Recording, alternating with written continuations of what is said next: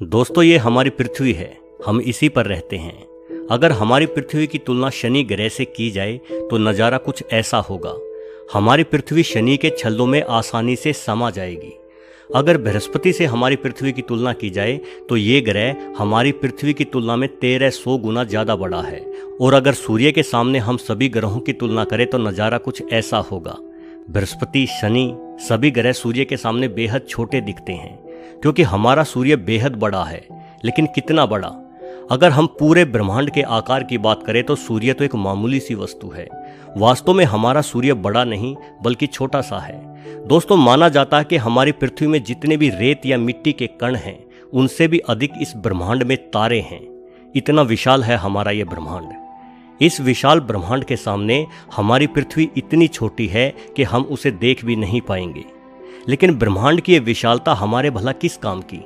हम पिछले 70-80 सालों से ब्रह्मांड में खोजबीन कर रहे हैं, अपना सर खपा रहे हैं, लेकिन आज तक हम ब्रह्मांड में कहीं और जीवन नहीं ढूंढ पाए हैं।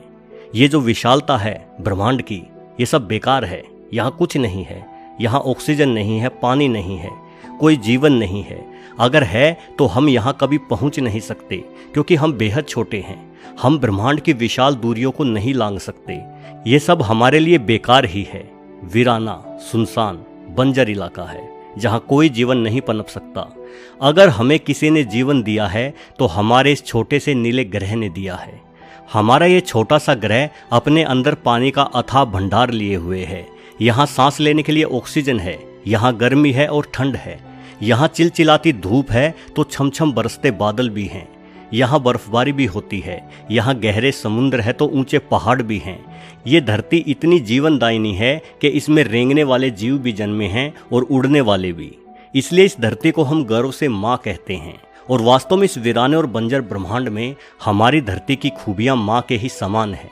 निश्चित तौर पर यह धरती हमारी माँ है और हम सब जीव इसकी संतान। और हमारी ये धरती माँ बेहद ही खूबसूरत है, बेहद।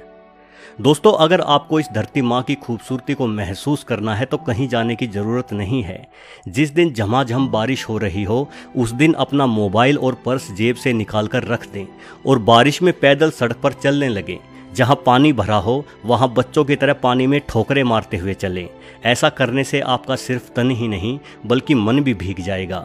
आपको चलते समय अपने हर कदम के साथ इस पृथ्वी की खूबसूरती का एहसास होगा। या आप कहीं पहाड़ों पर निकल जाएं और किसी ऊंचे स्थान से पहाड़ों की चोटियों को निहारें। आपको एहसास होगा कि इस दुनिया को बनाने वाला, इन पेड़ और पत्तों में रंग भरने वाला बहुत बड़ा चित्रकार ही होगा। दोस्तों, एक दिन हम सभी को अपनी ये खूबसूरत धरती छोड़कर जानी ही होगी, क्योंकि हम अमर नहीं हैं। मरने के बाद क्या होता है कोई नहीं जानता, लेकिन मैं चाहता हूँ कि पुनर्जन्म की धारणा सच्ची ही हो। हमारा दूसरा जन्म इसी धरती पर हो, इस देश में ना सही किसी दूसरे देश में हो। हमारी धरती का तो हर कोना खूबसूरत है। या पुनर्जन्म ना सही हम भूत ही बन जाएं। भूत बन के हर देश में घूमेंगे, धरती की खूबसूरती का हर कोना निहारेंगे। वास्तव में इस खूबसूरत ग्रह पर जन्म लेने के कारण हमारा जीवन बेहद ही खूबसूरत है, बेहद अनमोल है। हमारा शरीर उन परमाणुओं से बना है जो खरबों प्रकाश वर्ष तक फैले इस अनंत वीराने ब्रह्मांड को छोड़कर इस छोटे से नीले ग्रह पर आए। इस खूबसूरत ग्रह पर आने से ही उन परमाणुओं को जीवन मिला।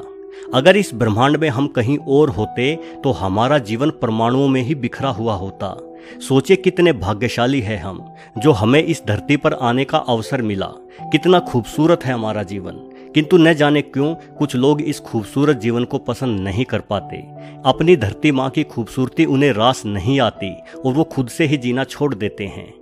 अभी कुछ ही दिनों पहले हंसते मुस्कुराते मासूम से चेहरे वाले अभिनेता सुशांत सिंह राजपूत ने अपना जीवन त्याग दिया। उन्होंने खुदकुशी करने का फैसला किया। मैं और आप तो सुशांत सिंह राजपूत के जीवन के बारे में ज़्यादा कुछ नहीं जानते। उन्हें क्या परेशानी थी, क्या उनकी मजबूरियां थी, हमें नहीं पता। सुशांत विज्ञान और तकनीकों के काफ़ी अच्छे जानकार थे। हम सबसे ज़्यादा बुद्धिमान थे। कोई बहुत बड़ी परेशानी ही रही होगी जो उन्होंने ऐसा कदम उठाया। किंतु दोस्तों, उन्हें ऐसा नहीं करना चाहिए था।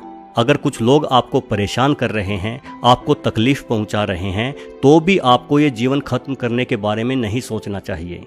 लोगों का तो काम है आपकी राह में रोड़े अटकाने का। अगर आप दूसरों से ये उम्मीद करोगे कि वो लोग आपको परेशान ना करें, उनका व्यवहार आपके प्रति अच्छा हो, तो आपकी उम्मीद ही बेमानी है। किसी दूसरे से कभी उम्मीद ना लगाएं कि वो आपका भला करेगा। वो लोग तो हमेशा आपके साथ गलत सलूक ही करेंगे, लेकिन उनके गलत व्यवहार से आपके मन में नकारात्मक विचार आते हैं, आत्महत्या के ख्याल आते हैं, तो ये आपकी गलती है, दूसरों की नहीं। मैं आपको एक उदाहरण देता हूँ। मान लीजिए आप अपने हाथ में एक कप चाय का प्याला पकड़े हुए हैं, तभी कोई पीछे से आता है और आपको धक्का दे देता है।